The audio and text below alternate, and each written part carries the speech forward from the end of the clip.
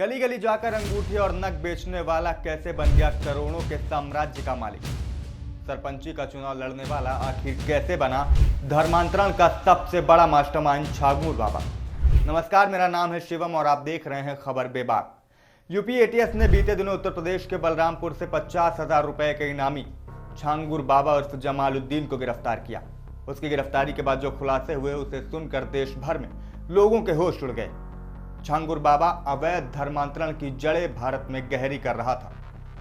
इसके लिए उसने बाकायदा हिंदू लड़कियों को फंसाने के लिए जातिगत आधार पर रेट भी फिक्स कर रखे थे। छांगुर बाबा के पकड़े जाने के बाद जो खुलासे हुए हैं उसमें पता चला कि ब्राह्मण और क्षत्रिय लड़कियों के धर्मांतरण के लिए छांगुर बाबा 15 से 16 लाख रुपए की फंडिंग करता था। इसके अतिरिक्त ओबीसी वर्ग की बेटियों के लिए 10 से 12 लाख और अन्य जात की बेटियों के लिए 8 से 10 लाख रुपए का रेट छांगुर बाबा ने निर्धारित कर रखा था।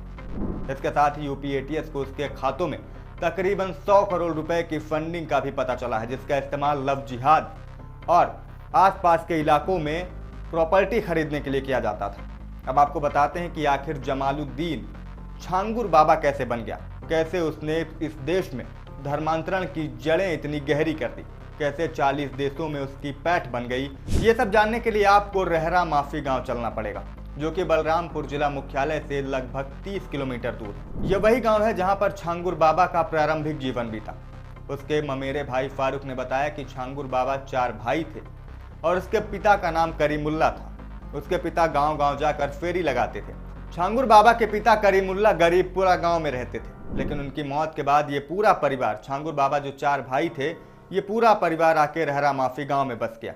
यहीं पर जब छांगुर बाबा बड़ा होता है तो वो फेरी लगाकर सामान बेचने का धंधा शुरू करता है और कपड़े बेचने लगता है। उसकी शादी कुतुबनिशा नाम की एक लड़की से होती है, जिससे उसे 4 बच्चे पैदा होते हैं, 3 बेटियां और 1 बेटा महबूब। हालांकि छांगुर बाबा इन बच्चों की पढ़ाई लिखाई पर ज्यादा ध्यान नहीं देता और कम उम्र ही सभी बच्चों की शादियां कर देता है। कुछ दिन बाद छांगुर बाबा ने कपड़ों का धंधा छोड़कर टोने टोटके का सामान और अंगूठी और नग बेचना शुरू किया और इस दौरान इसने ये प्रचारित किया वो किसी भी समस्याओं का टोना टोटका और झाड़ फूक की मदद से कई समस्याओं का इलाज कर सकता है। उसने ये प्रचारित कर दिया कि वो झाड़ फूक के माध्यम से कई बीमारियां, नौकरी में तरक्की और व्यापार में लाभ जैसी समस्याओं का समाधान करता है। धीरे धीरे उसने अपना प्रभाव दूर दराज के क्षेत्रों तक बढ़ा लिया।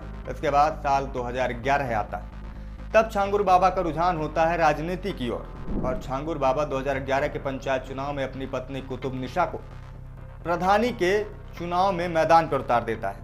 उसका यह फैसला सही साबित होता है और उसकी पत्नी कुतुबनिशा गांव की प्रधान बन जाती है। हालांकि वो फाइलों में ही सिर्फ प्रधान थी, पूरा काम छांगुर बाबा ही देखता था। प्रधानी जीतने के बाद उसने मधुपुरा गांव को अपना नया ठिकाना बनाया और यहीं पर उसने झाड़ फूंक और अपने उपायों का केंद्र बना दिया, जहां से लोग, दूर दराज के लोग भी वहां पर पहुंचने लगे और धीरे धीरे छांगुर बाबा उन्हें धर्मांतरण के लिए प्रेरित करने लगा और अपना मायाजाल बुनने लगा।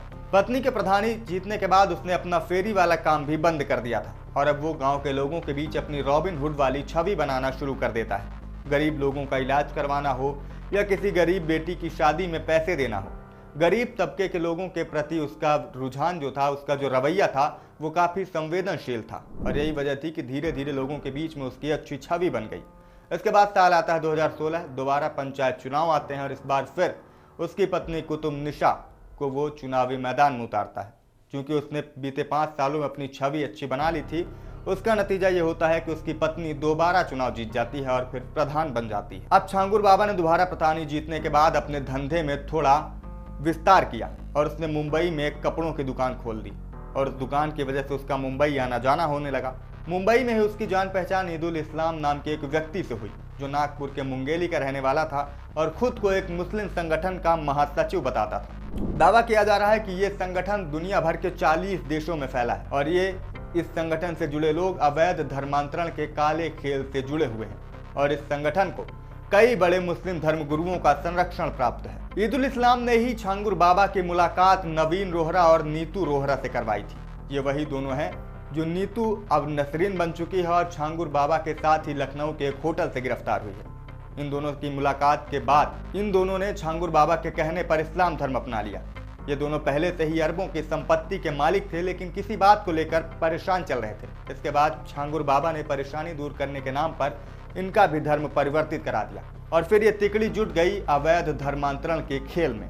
पुलिस ने जो कागजात बरामद किए हैं उसके अनुसार इन दोनों ने 16 नवंबर 2015 को दुबई के अल फारूक उमर बिन किताब सेंटर में अपना धर्म परिवर्तन कर लिया था, जिसे दुबई सरकार की Islamic affair and charitable department की ओर से प्रमाणित भी किया गया है। हालांकि जब पुलिस ने दोनों के पासपोर्ट चेक किए तो उस दौरान की उनकी दुबई की कोई भी यात्रा का ब्यौरा पुलिस को नहीं मिला। इसके बाद अंदेशा ये भी लगाया जा रहा है कि इन दोनों ने अलग अलग नामों से भी अपने पासपोर्ट्स बना रखे हैं, जिसके मदद से ये अन्य देशों की यात्रा करते थे। जब से छांगुर बाबा को नीतू उर्फ नसरीन और नवीन रोहरा का साथ मिलता है तो ये तीनों अवैध धर्मांतरण के धंधे में पूरी तरह से घुस जाते हैं और इस धंधे में इनकी पूरी मदद करता है ईदुल इस्लाम, जिसे इस पूरे केस में पुलिस द्वारा आरोपी भी बनाया गया है। और देखते ही देखते ये तिकड़ी देश भर में सामाजिक ताने बाने और सनातन सभ्यता और सनातन धर्म की जड़ें खोखली करने में जुट जाती है।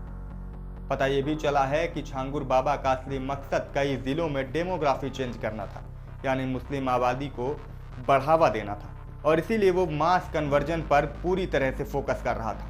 लगातार लोगों का धर्मांतरण कर रहा था। इसके लिए उसने एक अजीब पैटर्न बना रखा था। अजीब या कहीं इनका जो मॉड्यूल था वो सुनकर आपके भी होश उड़ जाएंगे। छांगुर बाबा मुस्लिम युवकों को हिंदू नाम देकर हिंदू लड़कियों के बीच में भेजता था। इसके बाद उन्हें लव जिहाद में फंसाकर उन्हें छांगुर बाबा की दरगाह में लाया जाता था, जहां उनका जबरन धर्मांतरण कराया जाता था। और जो युवती धर्मांतरण करने से मना कर देती थी उसके परिवार को जान से मारने और फर्जी मुकदमा करने की धमकी दी जाती थी, और इसके चलते दबाव में आकर युवतियों को धर्म परिवर्तन करना पड़ता था। आपको बता दें कि अभी तक जो ताज़ा रिपोर्ट सामने आई उसके अनुसार 4000 से अधिक लोगों को छांगुर बाबा और उसकी गैंग ने अपना शिकार बनाया है, जिसमें 1500 युवतियों के शामिल होने की आशंका है। यानी तकरीबन 1500 हिंदू युवतियों का छांगुर बाबा ने धर्म परिवर्तन करा दिया। पुलिस जांच में यह भी पता चला है कि इसके 40 अलग अलग खातों में तकरीबन 106 करोड़ रुपए के ट्रांजैक्शन मिले हैं, जिसका पूरा उपयोग धर्मांतरण, लव जिहाद और आसपास के इलाकों में प्रॉपर्टीज खरीदने के लिए किया जाता है। हालांकि अब छांगुर बाबा और इसके साथियों की गिरफ्तारी हो चुकी है। नवीन रोहरा और छांगुर बाबा के बेटे महबूब को 10 अप्रैल को गिरफ्तार कर लिया गया था।